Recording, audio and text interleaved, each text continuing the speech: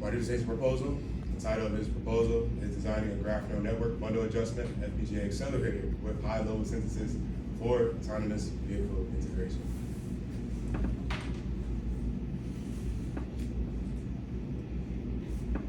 So first, talking about the organization of this presentation. So I'm going to go through my introduction, my background, methodology, my preliminary results, and then my research plan.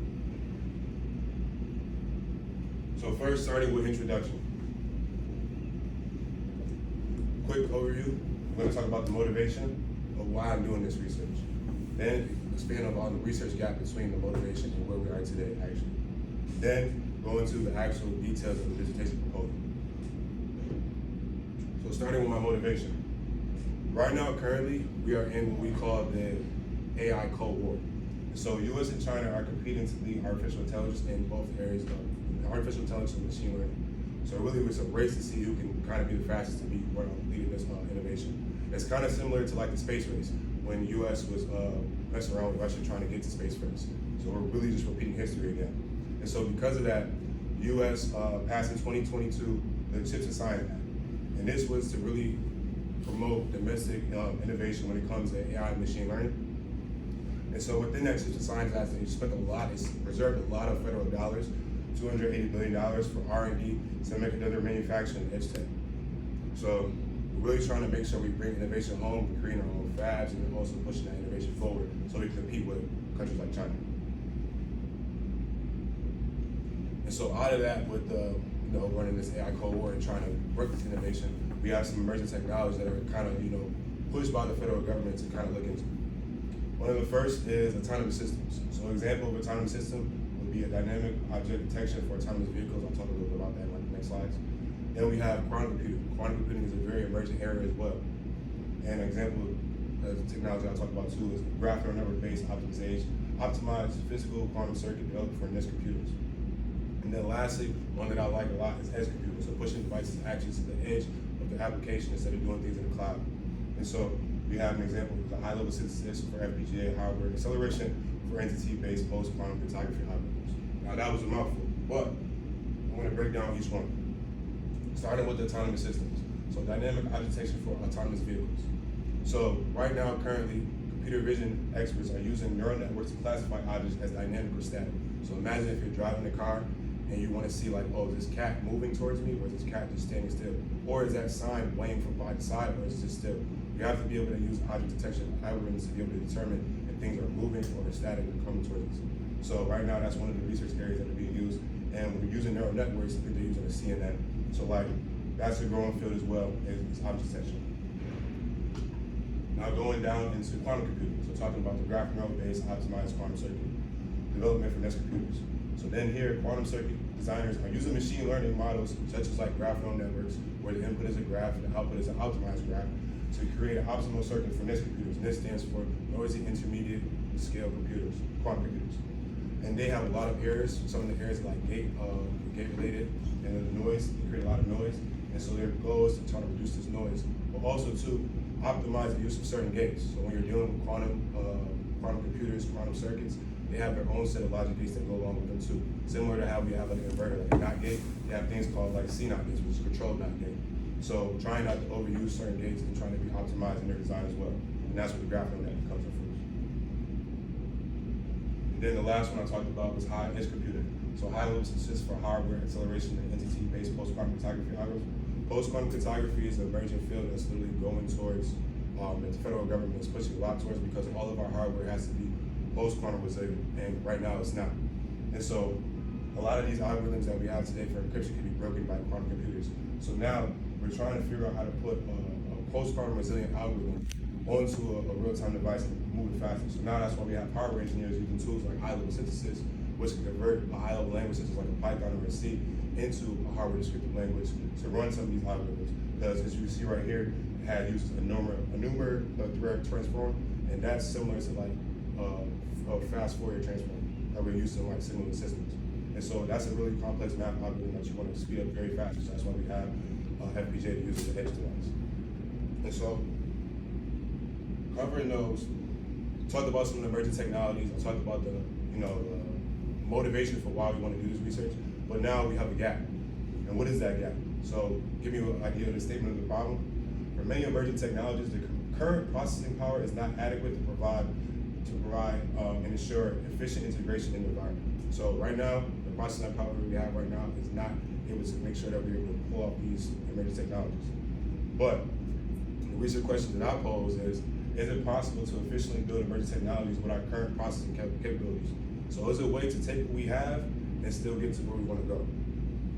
And the hypothesis that I came up with is yes. Emerging technologies can be built with commercial off-the-shelf products that are using a combination of state-of-the-art and cutting-edge methodologies. So state-of-the-art would be, as Dr. Seamark gave his presentation earlier this semester, stuff that's like 10 years back. It's in kind of like the foundation of like the field. And then cutting edge would be a lot of research that's done in the last 3 years. But a simple way to say it is the old and the new. If we mix the old and the new together and be intentional about it, we can get to our emerging technologies. So the dissertation proposal, my objective is to create an HLS-based high-level synthesis, field programmable gate array, FPGA, graph neural network, GNN, bundle adjustment for autonomous vehicle integration. I have 4 deliverables. I will explain more about the long title later on, but these 4 deliverables that I want you to remember is that I'm going to run an ORB SLAM, which is a SLAM algorithm, on the Raspberry Pi with a custom RGB depth, that's the camera that we're going to use, data set.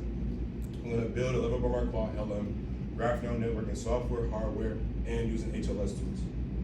Then I'm going to create a fork version of the ORB SLAM 2 with the level bar quad instead of the state-of-the-art G2O. So G2O is a graph optimization tool that's used with level bar quad right now for the ORB SLAM 2. I'm going to take that out and put it in our custom graph neural network. And then once I have the whole integrated ORB SLAM 2, I'm going to put that on this autonomous car right here to run around LKD and film on. So then I'll have all 4 of these deliverables here, and then I'll have the novelty that I'm going to say why this project matters.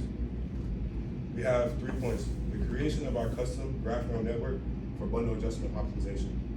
So bundle adjustment has been done in multiple different ways, but the way that we're doing with this graph neural network is going to be custom to us because we're using an open source library, but we're also going to add our own twist to it by using different off-the-shelf, different algorithms to kind of adjust to make sure we get a better feed speed.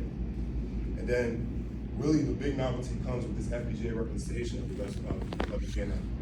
Work has been done previously to develop GNNs in hardware, even with high-level synthesis tools. But ours is different because 1, we're not using things in the cloud. We actually have all the FPGAs that we're going to use to test out in-house.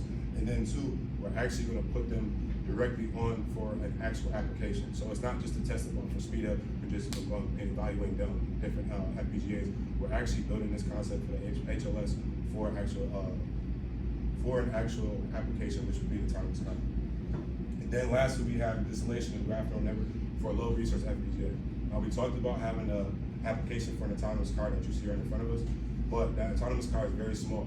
So the FPGA that we have to use, and the chip that we have, the board that we have to use has to be very small to keep the size, weight, and power constraints that we already constrained to. So for that, we need to be able to take the algorithm that we already have, that we built in HLS, and take out certain parts and make sure that it's resource low. So going from about 7,000 logic elements board to a 50,000 logic element board. So that's going to take a lot of work and kind of crafty hardware design. But once we hit these 3 points, we'll have a dissertation. So now going into the background, I'll give a quick literature review. Just I want to highlight a couple of papers that really stand out to the basis of this research. Some state of the art, some cutting edge. And then I'll talk a little bit about the benefits of edge computing, because that's the main part of this project is really getting to the edge of the device. So the state of the art, when trying to use computer vision for 3D reconstruction, we talked about the ORB SLAM 2. ORB SLAM 2 is one of the most commonly used SLAM algorithms. It is kind of old. It's been around since about 2014. And it's been out there for a minute, but it's used in so many applications. We chose to use this for this project. And so computer-based based methods such as simultaneous visualization mapping, structure motion, and general local color are used to provide situational awareness from 2D images, and then we use that to go and do 3D reconstruction. So the pictures that you see here, you have actual, from one of the lectures, they actually took over SLAM, ran it through, and were able to create a rendition of this like a thing of like printer paper. And we do this from there, so they have the color map, plus they have the actual extracted features. So really this is also just a proof of concept to just show that you can actually take the SLAM model and get a 3D reconstruction of an object. And then over here is a stack that's similar to our stack. So the stack that we have is they have an RGB depth camera as an input. That's the camera that we're using for our project. And then it goes to the whole camera pole stock and the modeling with the same algorithm to get a 3D reconstruction. So that's the goal of what we're trying to do as well. Now we have the state-of-the-art bundle adjustment acceleration for real-time 3D construction. So, like I spoke before, ORB Slam 2 is like probably the most used visual simultaneous localization algorithm because it's open source code and like everybody can use it. And so then, when it comes to trying to use a lot of this same algorithm for open source and put it on like a mid device like an autonomous car or like a Raspberry Pi, we have a bottleneck. This computational bottleneck really comes at the full bundle adjustment. So you have all these different tracking points, right? All these different modules. You have the input frame that comes in, you track it, you go through the local mapping, so that's like you're tracking like wherever the camera is, and the local mapping is actually creating the background at certain points from where you are originally. And then loop closing is actually taking the route to close the loop from where you started to where you're finishing at. So if I started here, going around this whole entire room, trying to close the loop to get me right back to the original door. But the bundle adjustment is a 3D optimization of the 3D points the optimization of the 3D points that are created in the map. And that takes the most time within this algorithm. So this part right here is the computational bottleneck of the entire system. So if we want to be able to produce a system that's going to work in real time and have low latency, we have to address this part right here, the bundle adjustment is the bottleneck. And so right now to solve the bundle adjustment, because it's an optimization problem, is we use the 11-bar Mark quad algorithm, which is basically finding like the most minimum value. It has multiple parts, but to attack bundle adjustment, we have to attack the 11-bar quad algorithm. And so there's been a lot of research done in accelerating bundle adjustment, but here's two ways of cutting edge research that I want to actually talk about right now. So the first is an FPGA-based bundle adjustment accelerator. So this one was done in hardware, straight in hardware. They grabbed an SoC that had an ARM processor and a regular Xilinx FPGA, and they did a software profile of the actual 11-bar quad algorithm and split it into 5 different parts. So you have the gain ratio, Jacobi factorization, square elimination, Jacobi OBD, and a compute cost function. So when they did the software profile, they found the three most time-consuming parts of the actual algorithm, and that happens to be the square elimination, Jacobian update, and the compute cost function. And so when determining that, they decided we're going to put the most time-consuming ones in hardware, accelerate them, and then leave the rest in software. So these were just ran in the regular software stack on an ARM processor, but they created custom processing elements in the FPGA to accelerate to get speed up. And so over to your right is an example of one of the program processing elements that they use for the square elimination. And for any of you that's taking like an advanced digital design class, like it just looks exactly like muxes, adders, rams. It's just all that combined together to really just pull off how to do a matrix calculation. So the square elimination is literally actually just inverse. It's literally a shortcut to get away from using the inverse for doing the matrix calculation. And so that takes a lot of math, but they have a trick for it and they actually use it in hardware too.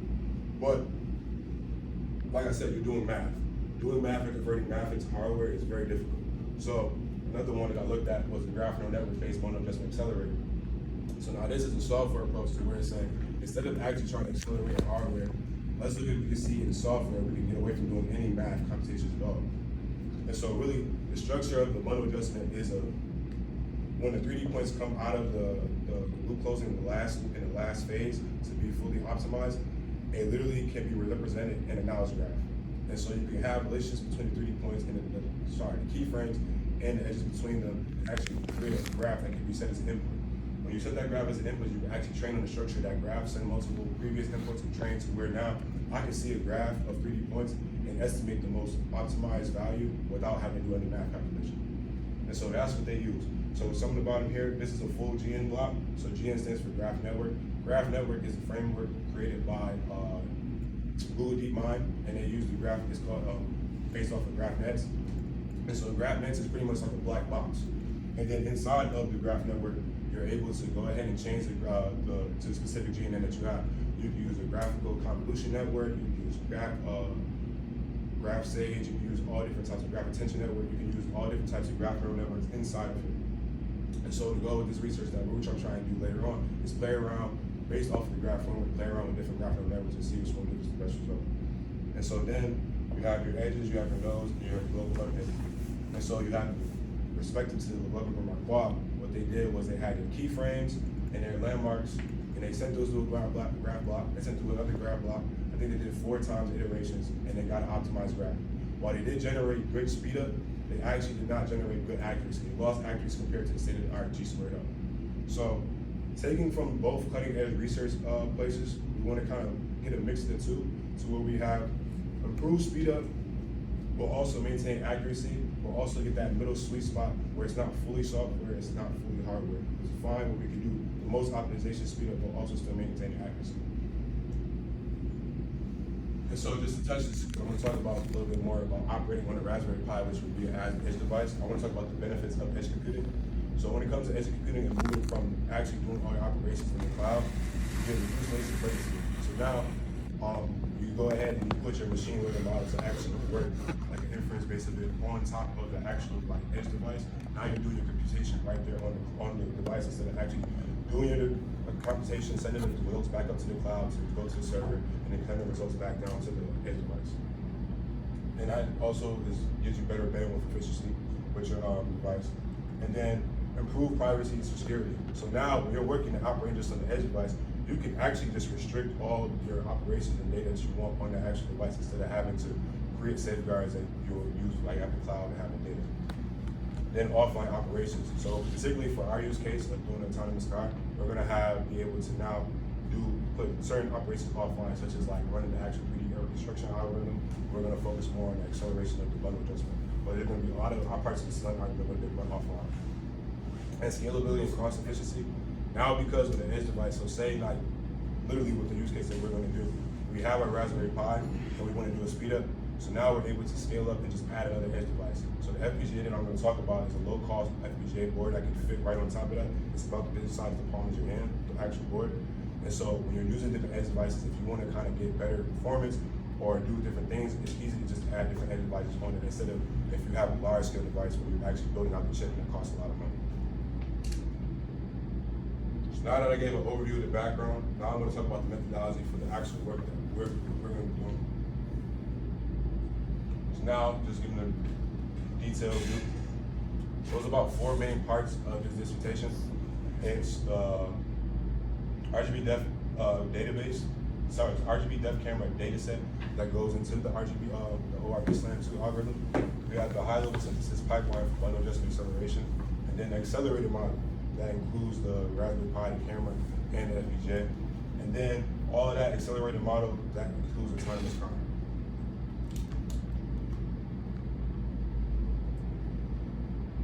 So here is a diagram of how the images come off of the RGB depth camera and go into the SLAM algorithm.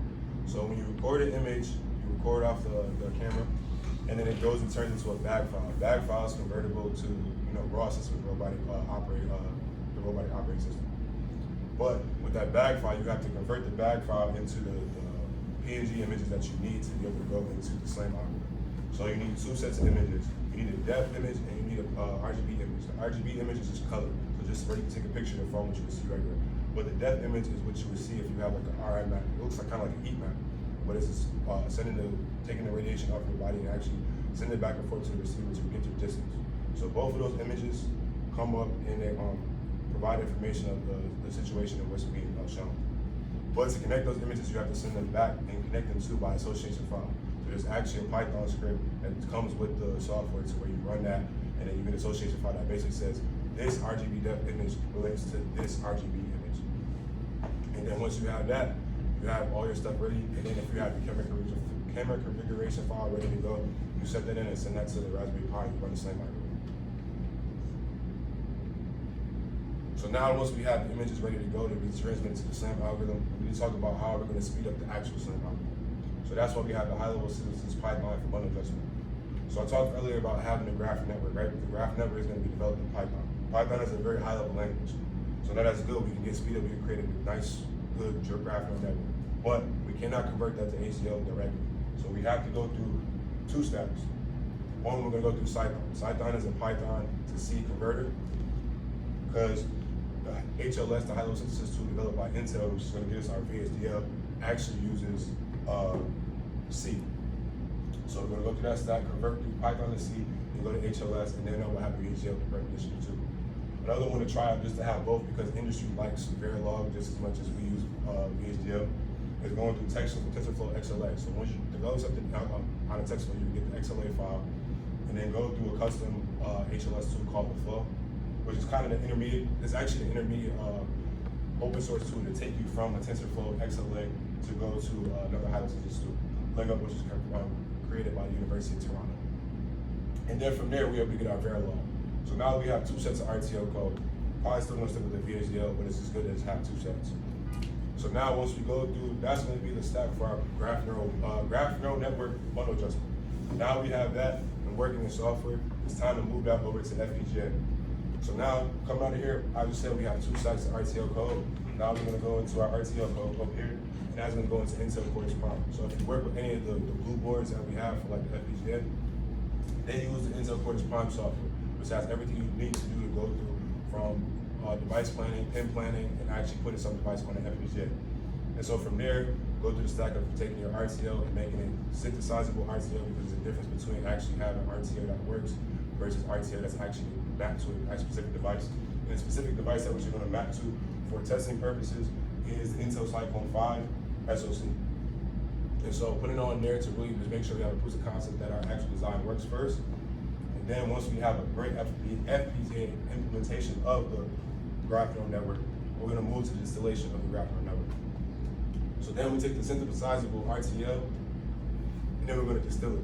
So distillation is actually just looking and literally going through line by line and saying, okay, what component can we take out? What component can we use more so? Maybe I'm using a whole bunch of lookup tables over here. How can I get less resources out of that?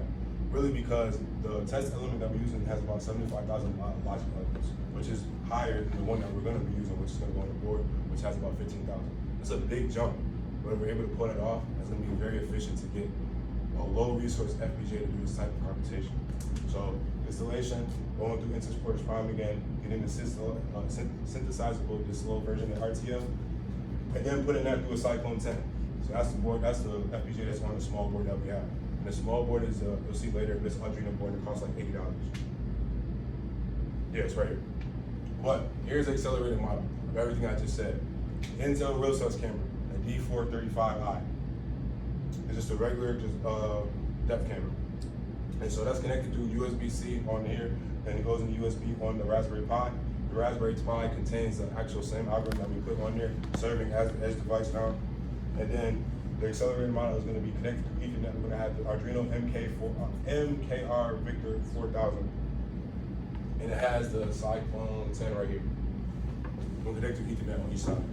So really, come through here, send the images, go through, run the SLAM algorithm. Then as soon as you get the bundle adjustment offline to the FPGA, you'll come back to the Raspberry Pi and just do the whole cycle over and over and over again. Now just take that whole idea, this picture that you just gave me, the model, and just dump it on this card that you see right in front of you. So really, it's good that I have the visual here, and I have it up here too as well. But this whole entire model is going to replace certain aspects of this card that we already have on it. We're going to replace that camera at the front with our RealSense camera. And then we're gonna 3D print another holder on there to be able to hold on to the, integrate the Arduino board. So really just replacing those two, integrated in there so that we can now have an autonomous car. This is the final goal if we get to see that by full proof of concept. And like I said, all these are commercial stuff off the parts. This costs $100, this costs $80, this is $50, this is a little pricey, this is like $300. But in the grand scheme of hardware engineering, this is very cheap. Now let's talk about the preliminary results of what we have so far. So right now, we have the 4 different areas. Talk about our IGBD data set, graph neural network, our forked ORB SLAM 2, and then autonomous car. Before I give you the real demo, I'll actually just go ahead and talk about these two real quick. So first, we have our graph neural network. So Aaron's done a lot of work and helped me out with this. This and Fire 2 as well. So they both helped me out with actually getting the graph neural network, the starting parts of it. And so here's just a regular graph input, and then using that graph input to kind of get the optimized output. And so just taking and playing around with it, we're able to now use the graphic knowledge library to create a simple graph, run it through an output, and then train and see if we can get an optimized shape out of it. And so this is just the start, because getting set up with the actual code in the environment was actually very time demanding and consuming. But we're making progress, so now we can actually start coding the pipeline and getting our graph neural network and optimizing for it. Didn't necessarily have the time to car, I have pictures up here, but Alan, Cameron, and Josh have helped me out a lot with building the car, and so putting it together. So we have like 4 different DC motors, I think, on there. We got a couple servos at the top, and then just regular wheels, and then a couple like boards that interface, a couple like little boards that interface between the connections and the actual motors, and then just the regular camera. So it's pretty optional. We're operating right now. We just need batteries to kind of just test it and run over it. Once we get batteries, we'll just start running around and get a feel for how the actual car moves. And then we'll actually, we're getting started on 3D printing actual parts to replace to hold the hard components as well too. So this is where we are right now. So now, I'm gonna switch to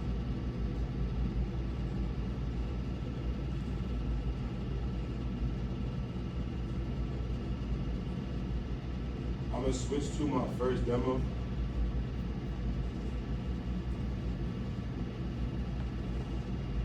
So we're actually running the slant algorithm. We need to get a feel for how it runs. So I was able to, like I said before, put the actual slant algorithm on the Raspberry Pi by using the fork version of it designed written for the Raspberry Pi, and to kind of try and get a test run to see what we're going to try to recreate. As you see right now, it's actually taking a long time to load because the Raspberry Pi does not have that much computing power, so it is kind of taking a little while. But that's the goal of this research, to kind of speed it up so that we can have this for a better application.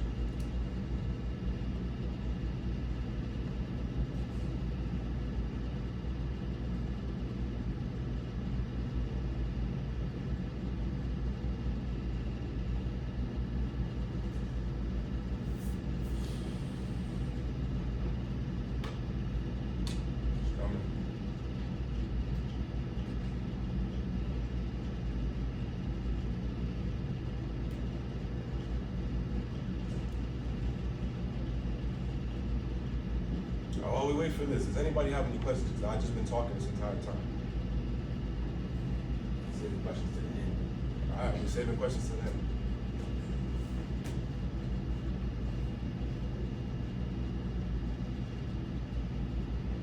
Ah, there we go.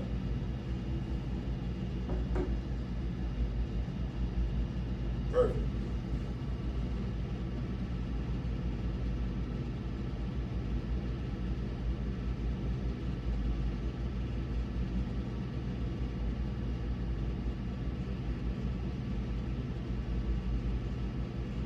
So, when I was talking about taking the video on like an RGB depth camera, Can you move that over so I can see 3D, man? which one? I want to see 3D, man.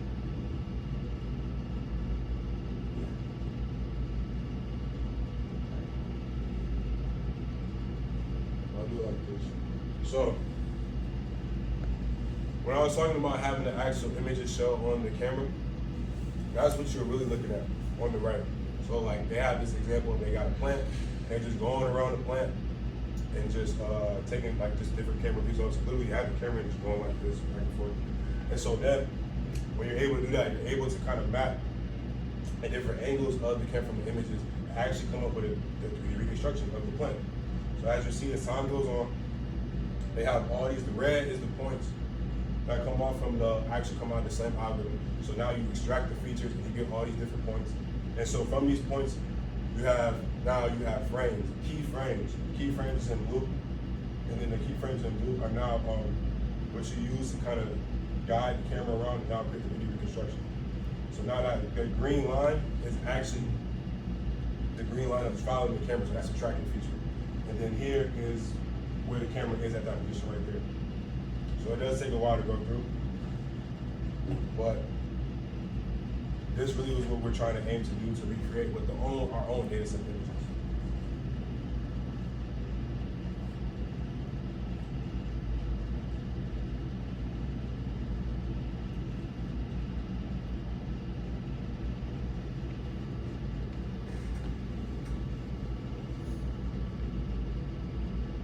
So I'll just let that go for a while.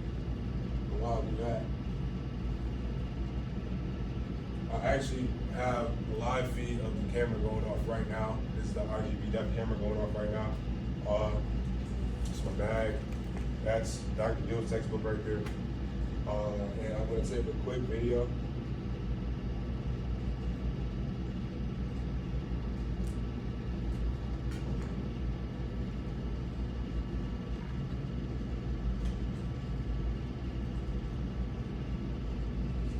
So this is like you getting the camera images. So recording.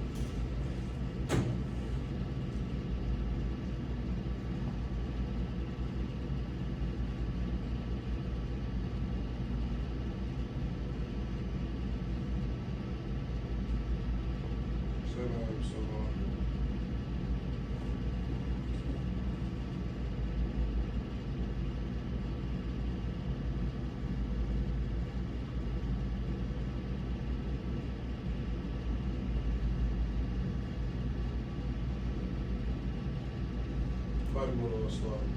Well, I can still show you the depth image.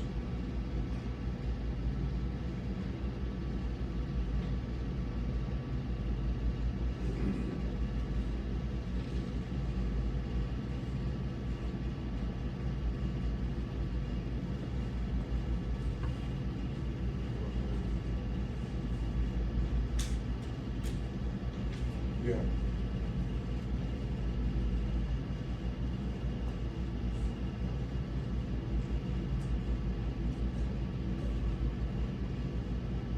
So the bottom right, this is what one of the depth images actually look like. Try to see if I'm still person.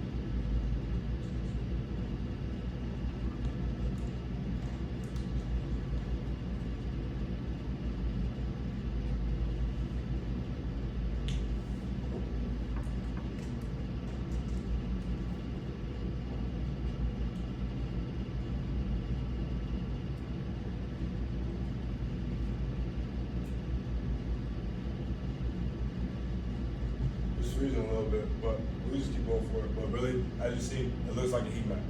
You can kind of see like the difference of the radiation that's coming back from the sensor and coming back and forth. But from this, you go in the script. Oh, perfect, right on time. So that's actually Aaron the mod. So they take a picture of themselves, and then you can see like the radiation from their body, and then you can see through the IR, you get a distance from that. So what you would do is you would take this depth image, and you would relate it to the actual RGB image that it comes up to. And so then you know they associate, and you said this image goes with this image, run that through the association file, put that through the ORB2, and now you have the same. That's what we're trying to do. Take these images, create a data set of these with different type of people, different type of objects, and actually run a custom through the entire slide model. So I guess my question is, twofold. First, would this car be able to avoid objects in its path? yes, so that is a go. That's part of the pilot. Yes. So it doesn't need to have complete information about the objects that it's avoiding. Not at this point. The most thing is actually just driving safety and saying something in front of you and they don't give a stop. But that would, yeah, because establishing that functionality is good. So now we have a test bed to be able to implement what I talked about earlier of being more specific with the object section. Right now, we just want to push it out for the concept. And so now I gave you pretty much my introduction, my background, my methodology. I gave you a little preliminary results of what I have. Now here's my plan of how I'm gonna pull this off so I can graduate in May. So I got my dissertation committee that I want to show you about. I also have my timeline, and I have my timeline split up in 4 sections: my research, my writing, my deliverables, and actually my final defense. So I have my dissertation committee here too. Dr. Eric Sebron, who is my dissertation advisor, Dr. Gill, who's going to be my dissertation chair. Then I have Dr. Gloria Washington, who's going to be my publication advisor. And then Dr. Alfred and Dr. Erickson, they are going to be my advisor when it comes to my actual defense. And I'll speak a little bit more how that's going to go later on. So, my research timeline. I'm going to give most of my research timeline deliverables to Dr. Sebron and pretty much keep him updated about what's going to go on with my research. So right here on my left, I have the things that I've completed so far. So early in August, I kind of solidified my literature, I identified my solutions from literature where I want to go. So that twofold of the software and hardware, bringing that together, that's what I really want to attack with HLS. And so from there, I started getting to work in September, where I cloned the ORS lab on Raspberry Pi. I had, in October, we created a sample, like test sample of the RGB data set, so I started playing around with the camera, getting some pictures. And then now, in November, we got the card built.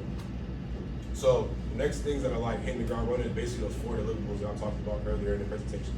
So running the SLAM algorithm with safe available. So you just see we have all the bits and parts. Once you just get that camera creation file ready to go with the actual images, you can run it through the SLAM algorithm. And then after that, we got January, we're gonna do the GNN. Make sure the GNN is done, software, hardware, and HLS version. We wanna have 3 different versions because we wanna post them against each other and see the comparison of the speed up and efficiency. Once we got the GNN going in January, February is actually replacing it with the state-of-the-art G2O onto the ORP SLAM 2, get test results about how that works, and then see how it works and fine. And then from there, taking that and putting that on top of the autonomous car by March, running test results on that. The goal is to actually have an autonomous car that's able to have live free and walk around and drive around and get actual additional images for the RGB data set. And then that should be my research timeline. Now, when it comes to writing, I'm not neglecting writing because research is important, but writing is also important as well. And so I'm going to give my deliverables to Dr. Gill. And so, literally with that, I have a drafted part of my literature review that I completed in August. Then I reviewed the cloning of ORB Sutu, so I kind of wrote down how that was going, the structure with that. Then in October, I had outlined the creation of how I was going to do the RGB data set. And then journal how the car was being built in November.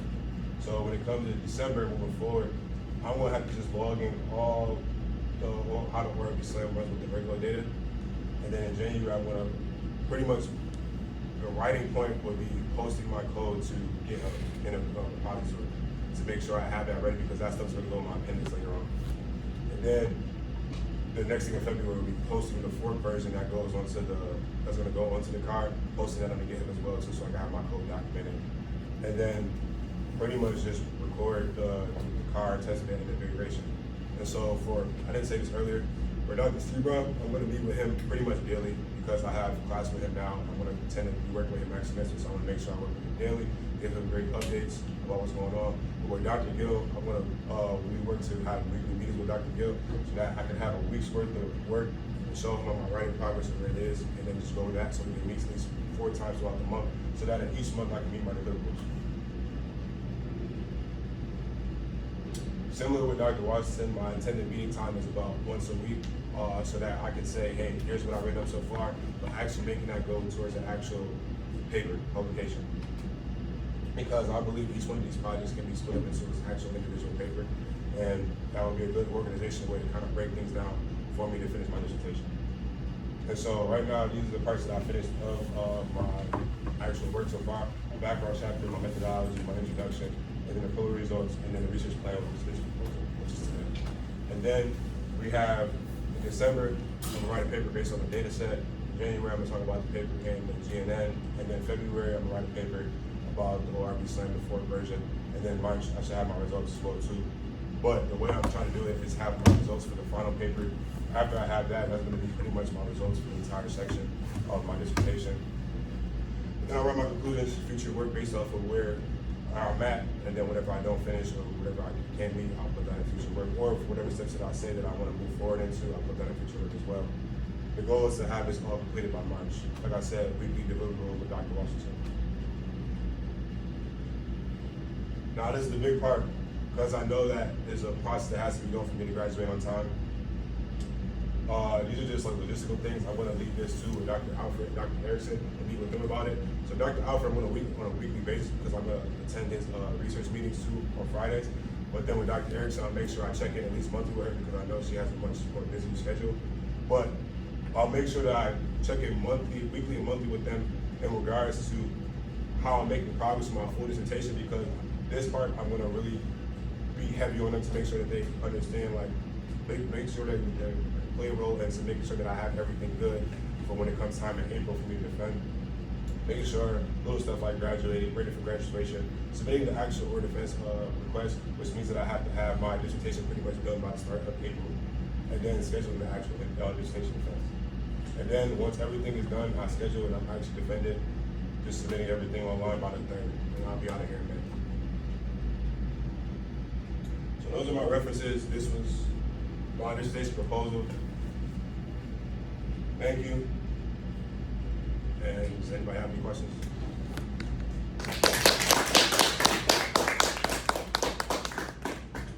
Any questions?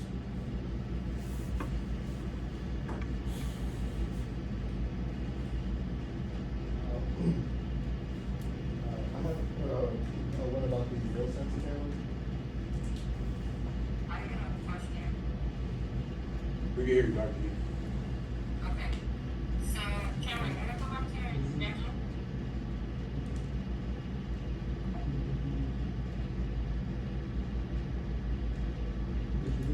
Just say the last one. so can you tell me how this schedule matches up with the rock set? Can you repeat that question out loud? Yeah.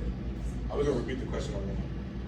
She said, how does this schedule, because I'm also working on her with Roxette, she said, how does this schedule meet with Roxette? So the goal with this is to have the actual development of the actual 3D reconstruction system, which would be everything minus the car by February. So then when it goes in, we'll have the whole system ready to go so that it can be integrated for the other application, which would be space consideration on the payload. So by February, we'll actually have everything we need to integrate for the canister. And so then we'll still be working simultaneously to meet all the Roxette deadlines and was to go to launch in June.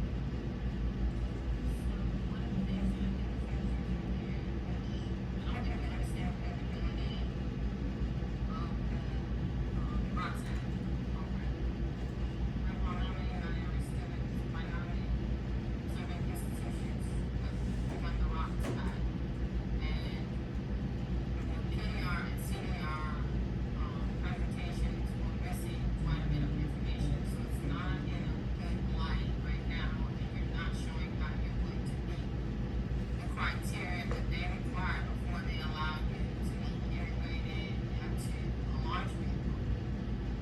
I think that those reviews should be reflected in your timeline. And you have the timeline for writing, but to me, what I see here is not a timeline for writing, although that's what it says. It says review, journal, I guess maybe blog post. What is the other Yeah, so I have deliverables, I have research, and then deliverables. Yeah, so I think we need to somewhere highlight those reviews as well, and write into them or slides. And, if that's the thing, you have to go back, and so it's gotta be just a clean picture. Most of the stuff in Dr. Terrell, they have some of them, definitely in the slides, but if it's big, you're not presenting those slides to us. And so I can't help it, but I'm allowed to help. But it just, it's not a reflection on the benefit to the asset team. I think all of this is an important part of your presentation. Just to kind of summarize, Dr. Erickson was telling me to include the power center.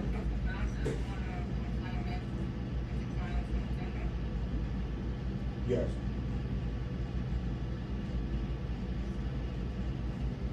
Probably because you couldn't hear my computer, so it wasn't. But she was saying to reflect, we're also taking this, and I didn't include it in my presentation, but we're including another application is taking the actual 3D reconstruction system and put it on the payload to go on the Roxette flight. This is the suborbital sound rocket that's going on in June. And those have their own individual deadlines as well to meet. So I'll go back and I'll redo this to include those deadlines of how we're meeting what's been accomplished from that standpoint as well too, because that's just as important as going into my dissertation as well. So I'll make sure I go back and include those as well.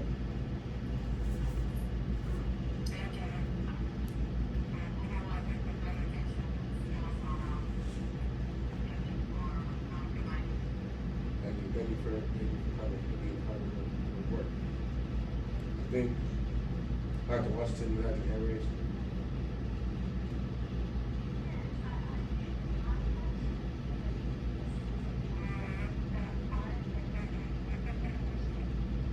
Say that again.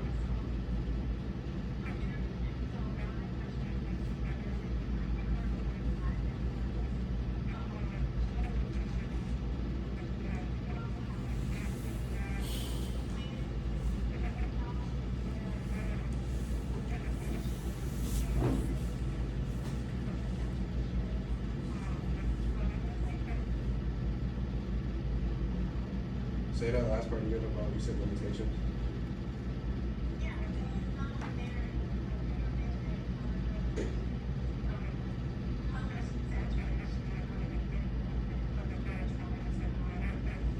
Okay. Yeah. We talked about this in the last time. So she asked if there's any limitations with computer vision other than just like color and like depth. So when I presented with Dr. Washington, she actually brought up a good point that in some computer vision algorithms, especially ones that are used for autonomous cars, they're actually showing results to hit black women more, and that shows the intentional bias that's actually in the algorithm. Yes. And so What about the kids and men? it's just Just not women. it's just not doing what we're good at, I guess. But so one of the things I'm trying to be intentional with the actual RGB data set is actually the team of people that I'm partnering with to really pull this off, like, are actually like women that are going to actually use themselves and all different people to kind of get a diverse set of images to kind of be used for this autonomous crime.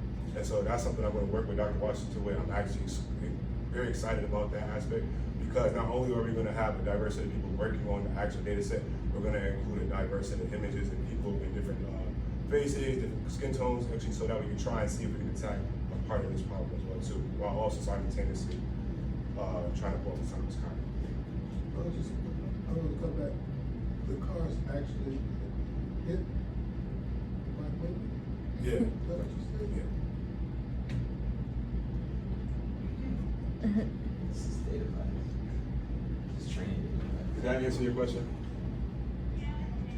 Yeah.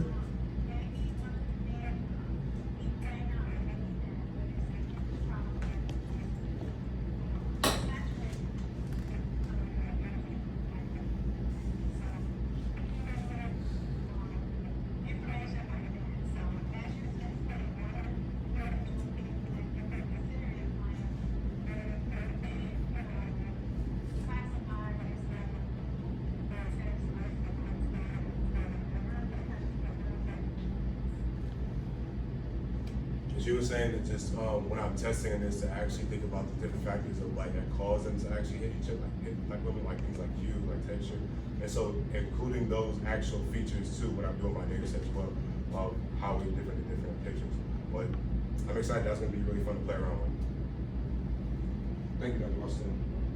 Any other questions on Zoom?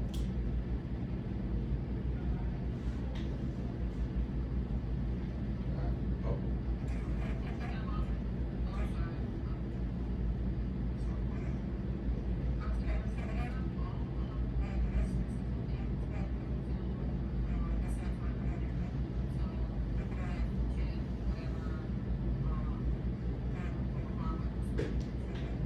Yes, that's actually the good beauty of this. We have the real sense camera in the lab. We have a set of Raspberry Pi, so we have like a tested Raspberry Pi, plus we have like ones that are waiting to be used for the actual final version. Like we have that, and we have the board that the FPGA is sitting on. I already have that in the lab as well too. So it's a really small scale system, and then we also have the car already built too for that application, and then everything else that's going to equip the canister with Wi-Fi we pretty much have.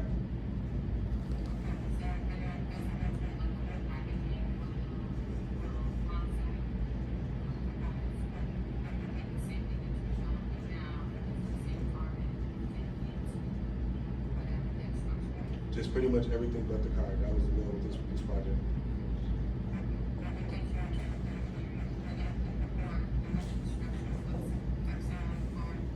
We actually just got the mechanical engineer. She asked if we got the mechanical support to work with the rock on as well. Yes, we did. We just got a whole group of pretty much the mechanical engineering team that's working on the mechanical version of this type of like autonomous car. They're partnering with us as well too. So they're going to be providing support from that aspect. And one of our students, Josh, that helped build the car, he's a mechanical engineering student, so he's doing a lot of 3D printing for us too as well.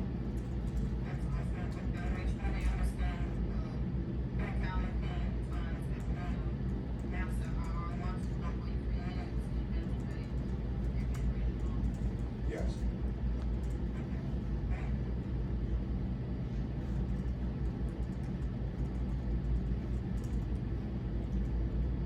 I don't know that Albert, did you have it? Okay, go ahead.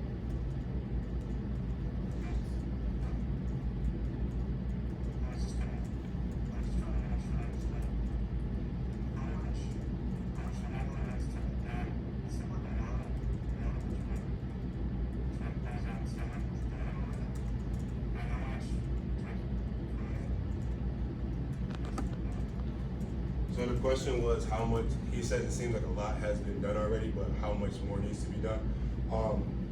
So right now we have to convert, when it comes to running the RGB data set, custom data set with ORB SLAM, we have to create an executable file that runs the camera configuration file for the RealSense camera. So it is a special file that basically says, here's the intrinsic values and properties of this camera, so that when they're doing the stereo vision part of the ORB SLAM algorithm, it's able to say, okay, we know how far this point is away from the camera because we have that value in the camera. And so that part runs off an executable file that has to be written into the build script.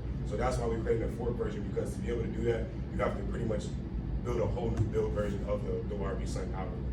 So that's one part that's done in the first deliverable. And the second, with the graph neural network, we have the environment set up to actually code the graph neural network. Now we have to actually code the graph neural network based off of the Leavenworth-Marquardt algorithm. So it's not just about having a graph network, a graph, it's actually making sure the nodes relate to the actual mathematical algorithm. So like you have, like in the software implementation that they had nodes related to keyframes based off LM, and then nodes related to the vertices, the other vertices, the landmarks based off the LM. So that's a part of actually doing it as well too. Then with the third, which was the fork version. The fork version is actually making sure that I have on the Raspberry Pi currently an ORB SLAM version that uses the camera and an ORB SLAM version that's good for the Raspberry Pi. The fork version is literally just taking those two together, taking the files and putting them in one. So that's the third part that has to be done. And then with the camera, with the car, it's just 3D printing the new holders and then just putting the actual fully scaled system on top of the car. And so that'll be like at the very end once we get parts 1, 2, 3 working. Does that answer your question?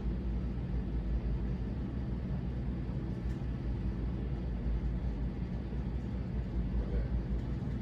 Thank you. Anybody else in the audience? Yes, sir. So you have a couple different things going on. You have the car, you have the algorithm, you have the synthesis. Some of these things have been done before. The OBS SLAM, for example, already exists. Driving cars already exists. Computer vision already exists. So if there was one thing that you were able to accomplish to advance the state of the art from this work, what would be your number one goal? If you could just pick one thing that advanced the state of the art based on what already exists, what would be that thing? I would say the distillation. Actually taking the full scale, because literally what you just said, there was a paper a month ago that actually did graph neural networks for HLS, literally. But their actual implementation was for just testing the difference between how HLS works on different FPGAs.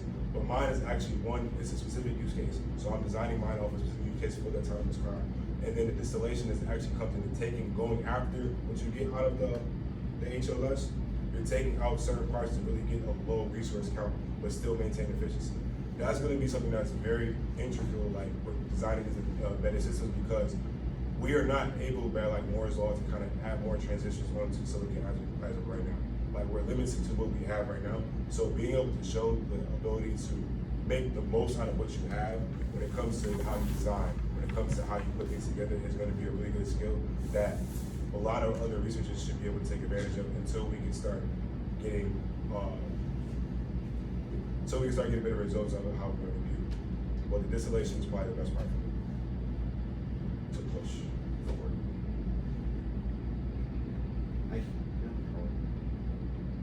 Any other questions? Will we get any comparisons between, the speed up, or the, slam operation? Yes. So once we get, that's perfect actually. Yes. Once we get the original of how long it takes with our custom data set, we're gonna keep the data set common, and then we'll actually get the initial ones that just go through the SLAM algorithm, and then we'll get the data up to speed up, and then we'll do see how the factor difference can speed up. So that will be also a important result. Very important. Did you have a question?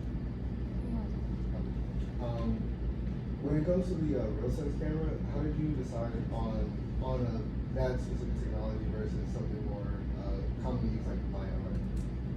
Really, honestly, it was just making use of what I knew we had in the lab, and then it wasn't just making use of what we had in the lab, but I did like the fact that, because honestly, when we were doing this and proposing this summer, I started off and I was gonna just do an IR camera, just a regular wide rate IR camera. But now, I was able to kind of play around with the visual slant aspect, because the real sense does IR and it does depth and it does RGB.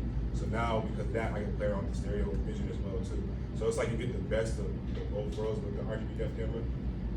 And so instead of having like you doing like a cheap like a cheap like webcam camera and then adding like an IR sensor or a LiDAR, I wanted to kind of support, because camera is not just best solely by itself. You also need like some type of sensor to go with it.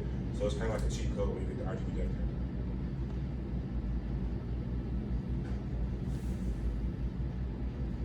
Any other questions? Well, thank you, presentation.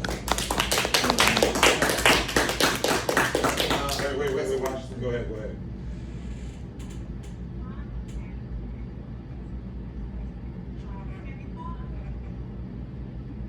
You said ethics?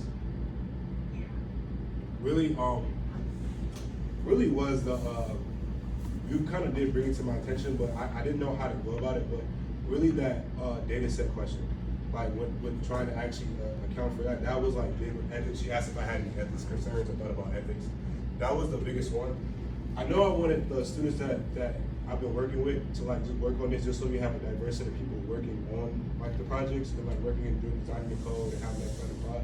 But when you brought up the actual like situation with like Black women actually being hit by autonomous cars, I was like, oh wait, no, this is perfect. I mean, it's not perfect that it's happening, but it's perfect to address that problem from that actually coming ethics, because not only can we get a diverse data set, we actually have, like I said, a diverse set of people that actually work on it. So that actually in my dissertation is going to be like written in there, like this was intentional to have this type of setup.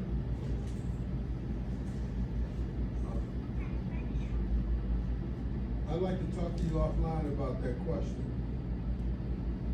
Did you hear what Dr. Gill said? He said he would like to talk to you offline about that question.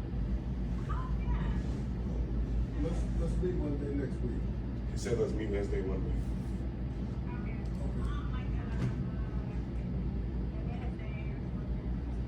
Just like a Wednesday or Tuesday. Yeah, Wednesdays are best. Wednesdays are best. I emailed it. I wish you would do next. Well, I'm gonna have to, You want me to end this? yeah, we're going to finish, but I will be emailing all of you. Would everybody send me their email? I'll have everybody, do I have everybody's email? I can send the email again. Okay, send everybody's email. Dr. Gill said he will be emailing everybody in after this. I also been recording, so I have a recording as well too. Thank you guys for coming out. I appreciate you making time for this, and you'll hear from me soon. Dr. E said happy holidays, everyone. Oh, happy Happy holidays. holidays, everybody.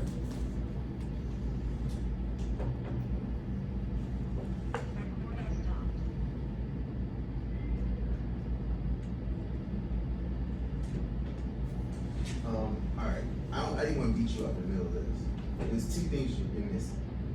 Number one, you talk about object detection, then you introduce, well, we're gonna add biases by introducing black women and things like